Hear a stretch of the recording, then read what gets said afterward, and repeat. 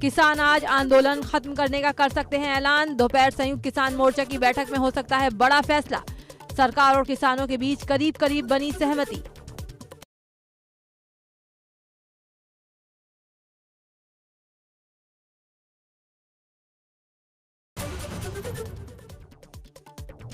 सचिवालय संघ की हड़ताल को लेकर सरकार सख्त। सीएम धामी ने सभी हड़ताली कर्मचारियों का वेतन काटने के दिए आदेश। सरकार की शर्तों पर ही दोबारा होगी सचिवालय में एंट्री। कोरोना के नए वेरिएंट को लेकर यूपी में हाई अलर्ट। ओमिक्रॉन के खतरे को देखते हुए लखनऊ में धारा 144 लागू। घर के बाहर निकलने पर अनिवार्य हुआ मास्क लगाना। कई पाबंदियां भी लगाई गई। ओमिक्रॉन के खतरे के बीच उत्तराखंड में बढ़ा कोरोना ग्राफ। कोरोना जांच को लेकर लापरवाही बरत रहा है स्वास्थ्य विभाग। पिछले 10 हफ्ते में कोरोना मरीजों की संख्या में तेजी से इजाफा।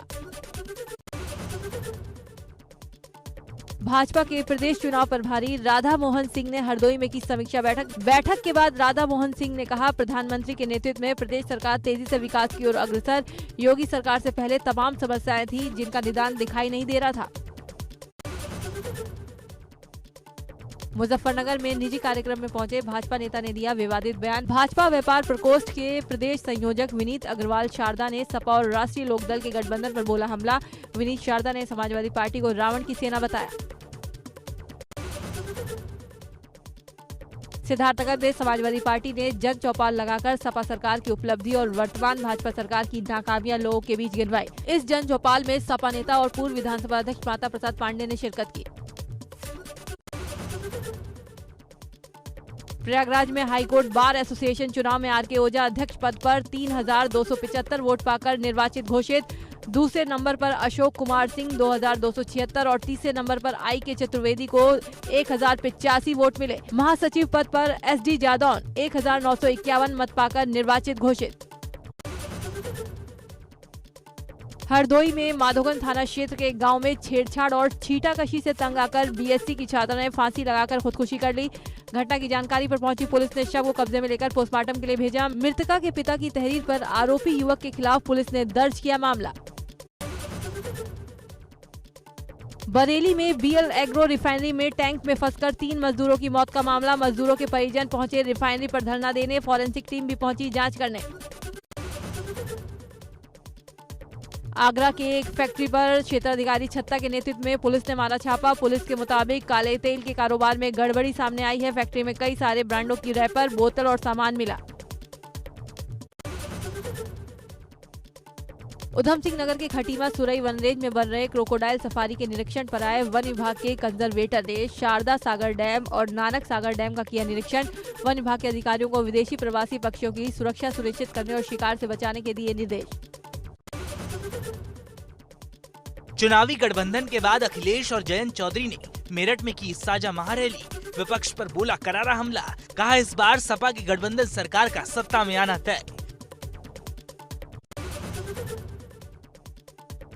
मेरठ के दबथुआ में परिवर्तन संदेश रैली को संबोधित करते हुए अखिलेश यादव ने कहा कि इतनी भीड़ के लिए मैं सभी नेताओं को धन्यवाद करता हूं और किसानों का भी धन्यवाद करता हूं। मेरठ के लोगों को नमन करते हुए अखिलेश यादव ने चौधरी चरण सिंह और महेंद्र सिंह टिकैत को भी याद किया।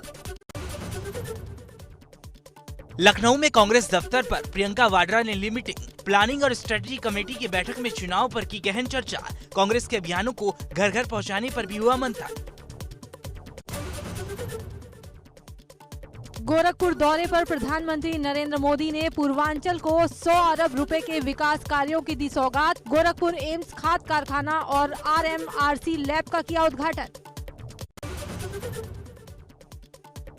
प्रधानमंत्री नरेंद्र मोदी ने गोरखपुर में विकास कार्यों का किया निरीक्षण। एम्स के मॉडल को भी देखा। अधिकारियों से ली जानकारी। उनके साथ राज्यपाल आनंदीबेन पटेल और सीएम योगी रहे मौजूद।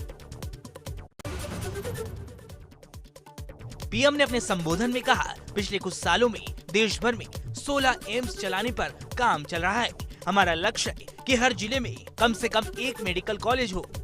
आप सब लोग जौने खाद कारखाना और एम्स का बहुत दिन से इंतजार करत रही है।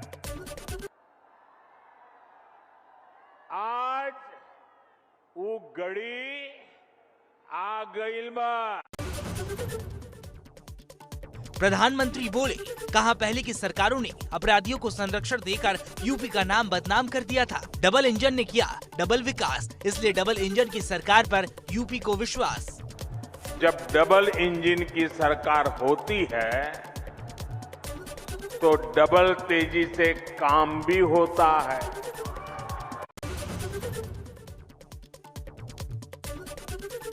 पीएम ने मंच से विपक्ष पर साधा निशाना, कहा लाल टोपी वाले यूपी के लिए खतरे की घंटी, उन्हें सत्ता सिर्फ तिजोरी भरने के लिए चाहिए। पूरा यूपी भली भांति जानता है कि लाल टोपी वालों को लाल बत्ती से मतलब रहा है। पीएम मोदी ने कहा, हमारी सरकार ने सुनिश्चित किया है कि फर्टिलाइजर के दाम भले ही दुनिया में बढ़ जाए, लेकिन हम किसानों पर जोर नहीं पड़ने देंगे। अब खाद के लिए पैसे विदेश नहीं भेजने होंगे। पीएम ने बताया कि खाद की कमी को खत्म करने के लिए 3 कदम उठाए गए हैं। हमने यूरिया का गलत इस्तेमाल रोका, इसकी 100% नीम से कोटिंग की, किसानों को सॉइल कार्ड और यूरिया के उत्पादन को बढ़ाने का काम किया। पीएम मोदी ने कहा कि गन्ना किसानों का गढ़ पूर्वांचल, ये एरिया इथेनॉल उत्पादन के लिए बहुत ही महत्वपूर्ण है। पहले खाड़ी तेल यहाँ आता था, अब झाड़ी का भी तेल आने लगा है। गोरखपुर में रैली को संबोधित करते हुए मुख्यमंत्री योगी आदित्यनाथ ने कहा, जो विपक्ष के लिए असंभव है और नामुमकिन था, उसे अपने नाम के अनुरूप मोदी है तो मुमकिन है से प्रधानमंत्री नरेंद्र मोदी ने संभव कर दिखाया। 3 दशकों तक जिसके लिए 5-5 सरकारों ने हामी भरने के बाद अंततः इसे असंभव बनाया था, उसे नामुमकिन बनाया था, लेकिन उसे संभव बनाने और उसे अपने नाम के अनुरूप मोदी है तो मुमकिन है। सीएम योगी ने कहा कि गोरखपुर को लगातार माना जाता था कि यह बीमारी है, यहाँ दिमागी बुखार, मलेरिया जैसी बीमारियों से मौतें होती थी। तब 2016 में प्रधानमंत्री मोदी ने इसी एम्स का शिलान्यास किया था और आज उद्घाटन भी हुआ। अलग अलग दलों के नेता भाजपा में हुए शामिल। पार्टी कार्यालय पर दिलाई गई सदस्यता। राम सेवक पटेल, मनोहर सिंह जाटव, राणा कृष्ण किंकर सिंह, राजकुमार राज, डॉक्टर अनूप चौधरी और हाजी महमूद हसन ने थामा भाजपा का दामन। दिल्ली में भाजपा संसदीय दल की हुई बैठक। पीएम मोदी ने दिया चुनाव को लेकर जीत का मंत्र। सभी सांसदों को पार्टी के कार्यक्रमों में हिस्सा लेने के लिए कहा। पीएम बोले, सभी सांसद 5 राज्यों में पार्टी को जिताने के लिए करें काम। संसदीय दल की बैठक में पीएम ने लगाई सांसदों को फटकार। संसद से अनुपस्थित रहने वाले सांसदों को फटकार लगाते हुए कहा, संसद सत्र में कोई भी सांसद अनुपस्थित न रहे, सांसद अपने आप में परिवर्तन लाएं। लोकसभा में राहुल गांधी ने उठाया आंदोलन के दौरान मरे हुए किसानों को मुआवजा देने का मुद्दा। केंद्र पर साधा निशाना, कहा सरकार के पास मृतकों का आंकड़ा नहीं, हमारे पास सभी का नाम। मेरे पास है, ये मैं हाउस पे टेबल पे लेकर दूंगा। एक और लिस्ट हमने बनाई है 70 किसानों की जो हरियाणा के हैं, वो भी मैं हाउस पे लेकर दूंगा। काशी दौरे पर 14 दिसंबर को अहम बैठक करेंगे प्रधानमंत्री नरेंद्र मोदी। मंडल अध्यक्ष और जिला अध्यक्षों के साथ करेंगे चाय पर बैठक। चुनाव और विकास कार्यों को लेकर होगी बातचीत। श्रावस्ती में 11 दिसंबर को प्रधानमंत्री नरेंद्र मोदी के कार्यक्रम की तैयारियां जोरों पर है। इसी तैयारी का जायजा लेने सिंचाई जल शक्ति मंत्री डॉक्टर महेंद्र सिंह राप्ती बैराज पहुंचे, जहां उन्होंने प्रधानमंत्री के द्वारा किए जाने वाले उद्घाटन का जायजा लिया और मंत्री ने कहा, 1971 में देखा गया सपना मोदी और योगी ने पूरा किया। लखनऊ में कांग्रेस नेता लल्लन कुमार समेत 3 लोगों पर एफआईआर। भाजपा विधायक के नाम पर लापता का पोस्टर बांटने का आरोप। विधायक अविनाश त्रिवेदी के लापता होने के पोस्टर बांटने के आरोप। बीकेटी थाने में दर्ज हुआ मुकदमा।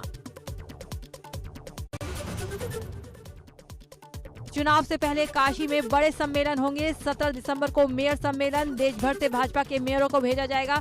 23 दिसंबर को कृषि वैज्ञानिकों का सम्मेलन होगा। 14 दिसंबर को मुख्यमंत्री सम्मेलन। गोरखपुर से एमएलए विनय शंकर तिवारी बसपा से निष्कासित। पूर्व एमपी कुशल तिवारी को भी मायावती ने किया निष्कासित। विधान परिषद के सभापति रहे गणेश शंकर भी निष्कासित। पार्टी में अनुशासनहीनता के मामले में की कार्रवाई। कैबिनेट मंत्री सिद्धार्थनाथ सिंह का सपा और रालोद की रैली पर निशाना। कहा 2019 में भी किया गया था महागठबंधन, बुआ बबुआ का सुपड़ा साफ हो गया था। ये बार बार मत करा करो। 17 में आपने किया अखिलेश जी कांग्रेस के साथ, आपने फिर मायावती जी के साथ किया। अब ये प्रयास करना बंद कर दो।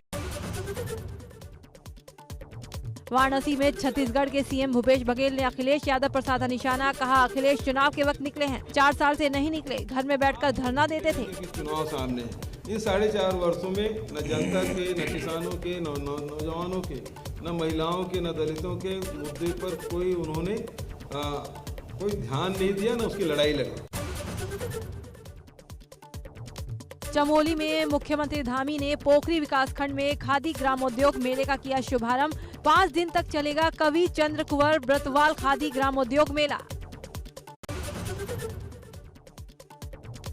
देहरादून में मुख्यमंत्री पुष्कर सिंह धामी ने किया राष्ट्रीय रैंकिंग टेबल टेनिस प्रतियोगिता का आगाज। देश भर से करीब 1200 खिलाड़ी अलग अलग खेल में ले रहे हिस्सा। खेल मंत्री अरविंद पांडे भी रहे मौजूद।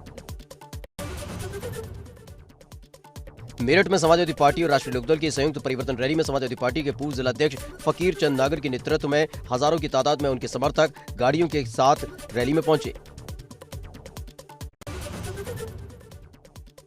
देहरादून में एबीपी गंगा के महाधिवेशन में सियासी दिग्गज एक मंच पर जुटे। उनमें बड़े मुद्दों पर सीधे सवाल हुए। चर्चा के दौरान आम आदमी पार्टी के नेता दिनेश मोहनिया, बीजेपी विधायक मुन्ना सिंह चौहान और कांग्रेस विधायक करण माहरा के बीच तीखी बहस हुई। एबीपी गंगा के महाधिवेशन में महिला शक्ति के दम विषय पर चर्चा में बीजेपी नेता सुनीता विद्यार्थी और कांग्रेस नेता शिल्पी अरोड़ा के बीच तीखी बहस देखने को मिली। मुन्ना सिंह चौहान ने कहा कि उत्तराखंड के विकास के लिए डबल इंजन की सरकार ने बेहतरीन काम किया। कांग्रेस विधायक करण माहरा ने जवाब देते हुए कहा कि कोरोना काल में सरकार की सारी पोल खुल गई।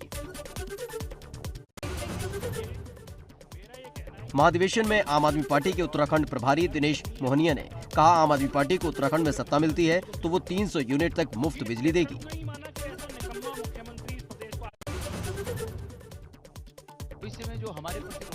एबीपी गंगा के महाधिवेशन में बोले कांग्रेस प्रदेश अध्यक्ष गणेश गोदियाल, कांग्रेस की सरकार में भाजपा सरकार से ज्यादा रोजगार दिया गया। आम आदमी पार्टी कांग्रेस की नकल कर रही है।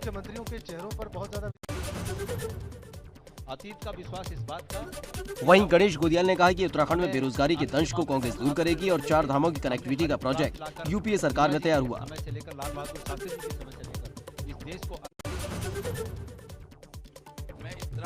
एबीपी गंगा के महाधिवेशन में बोले वन मंत्री हरक सिंह रावत, अंतिम समय तक काम करने की मेरी आदत है। मेरे लिए पहले देश और प्रदेश, बाद में राजनीतिक दल। मैं झुककर रह सकता हूं, टूट कर नहीं रह सकता। विचार नहीं मिले तो कांग्रेस छोड़कर भाजपा में आई। मैं अपने काबिल मित्र को याद दिलाना चाहता हूं कि 2000 अधिवेशन में उत्तराखंड के कृषि मंत्री सुबोध उनियाल ने कहा 2017 में सत्ता संभालने से लेकर आज तक हम लोग जनता की अपेक्षाओं को पूरा करने की दिशा में काम कर रहे हैं। उन्होंने दावा किया कि 2022 में बीजेपी की दोबारा सत्ता में वापसी होगी।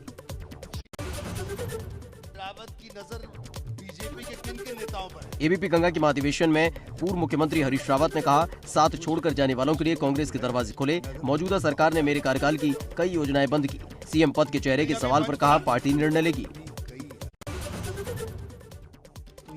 हरीश रावत ने कहा जहां पार्टी कहेगी वहां से चुनाव लड़ सकता हूं। जिसमें पार्टी का भला होगा उसी में मेरा भला होगा। सीएम के लिए दलित उम्मीदवार वाले बयान पर मैं कायम हूं। कांग्रेस की जीत के लिए मैं समझौते के लिए भी तैयार। उत्तराखंड के अंदर ललितपुर में गल्ला व्यापारी की दुकान में चोरी। सीसीटीवी में कैद हुई चोरी की वारदात। दुकान में रखे तकरीबन 10,000 रुपए ले उड़े चोर। सदर कोतवाली के पनारी गांव का मामला। बद्रीनाथ धाम में बर्फबारी के बाद धूप खिलने के साथ चमक उठे पहाड़। सुबह की रोशनी में सफेद क्रिस्टल की तरह चमक रही बर्फ। नदी नालों में जम गया पानी। बड़कोट में बर्फबारी के बाद मौसम साफ होते ही पहाड़ियों में आया सफेद निखार। हिमालय की बंदरपूछ और कालिंदी पर्वत में दिखने लगा बर्फ का मनोरम नजारा। सीमांत जिले उत्तरकाशी में हुई बर्फबारी के बाद पहाड़ियों पर बर्फ की चादर बिछी। भारत चीन सीमा वाले इलाके नागा और भैरव घाटी में भी खूब बर्फबारी हुई। कोरोना की तीसरी लहर की आशंका के बीच पूर्व डीजी ME VN त्रिपाठी ने कहा कि केंद्र सरकार से उनकी अपील है कि बच्चों का टीकाकरण तुरंत शुरू किया जाए। उनकी सरकार से अपील है कि बच्चों और किशोरों में शीघ्र से शीघ्र कोरोना वैक्सीन को लगाया जाए। दक्षिण अफ्रीका में सबसे पहले डिटेक्ट हुए कोरोना के नए वेरिएंट के अमेरिका, ब्रिटेन, यूरोप और भारत में काफी तेजी से बढ़ रहे केस। ब्रिटेन में ओमिक्रॉन का कम्युनिटी स्प्रेड शुरू, बिना ट्रैवल हिस्ट्री के भी काफी लोग नए वेरिएंट से संक्रमित। मऊ के भीटी बाजार में जिला प्रशासन का मुख्तार अंसारी और उनके सहयोगी के खिलाफ फिर बुलडोजर चला। प्रशासन ने सरकारी जमीन को कराया खाली। राजस्व विभाग की सूचना के अनुसार मुख्तार गैंग के सहयोगी महेंद्र सिंह ने सरकारी जमीन पर अवैध रूप से कब्जा कर लिया था, जिसे तहसीलदार सदर द्वारा बेदखल किया जा चुका था। प्रयागराज के मऊ आइमा इलाके में 7 साल की बच्ची की हत्या का खुलासा हुआ है। हत्या के आरोपी पड़ोसी को पुलिस ने गिरफ्तार किया है। हत्या की वजह दोनों परिवारों के बच्चों के बीच मामूली लड़ाई बताई जा रही है। बहराइच मेडिकल कॉलेज के इमरजेंसी वार्ड में डॉक्टरों का हंगामा। आरोपी का मेडिकल कराने गई पुलिस और इमरजेंसी मेडिकल ऑफिसर के बीच मेडिकल कराने को लेकर हुई कहासुनी। मेरठ में ट्यूशन पढ़कर घर लौट रहे 9वीं कक्षा के एक छात्र की पीट कर हत्या कर दी गई। छात्र का शव एक प्लॉट में झाड़ियों के बीच से बरामद हुआ। उसके शरीर पर कई जगह चोट के निशान हैं। वहीं मृतक छात्र के एक दोस्त को हिरासत में लिया गया।